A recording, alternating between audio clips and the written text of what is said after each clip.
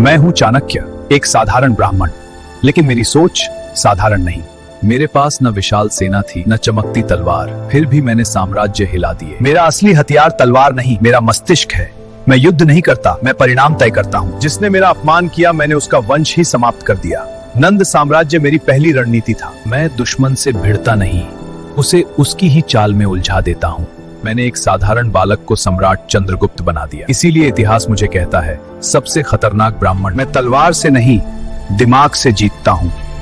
यही है मेरी कूटनीति। इस कूटनीति का नाम था चाणक्य। चाणक्य मानते थे कि सीधा युद्ध आखिरी रास्ता होना चाहिए। अगर बिना खून बहाए दुश्मन को हराया जा सके तो वही सबसे बड़ी जीत है। इसी सोच को कहा जाता है कूटनीति। नंद वंश के पास असीम धन था, विशाल सेना थी और मजबूत किले थे। सीधा युद्ध करने का मतलब था निश्चित हार। लेकिन चाणक्य ने तलवार नहीं उठाई, उन्होंने दिमाग चलाया।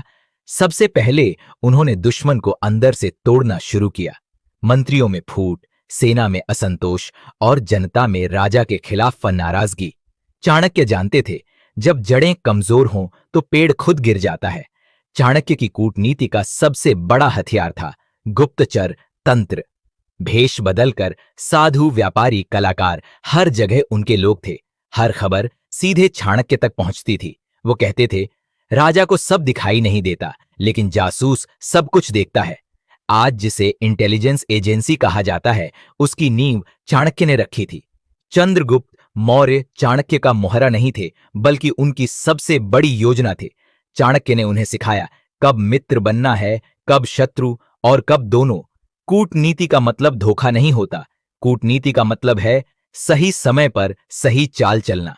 जहां समझौता जरूरी हो वहां समझौता, जहां कठोरता जरूरी हो वहां कठोरता।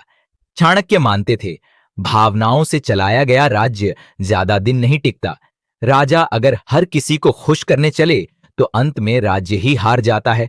इसीलिए चाणक्य कई बार निर्दयी लगते हैं, लेकिन सच यह है कि वो राज्य के लिए सही थे।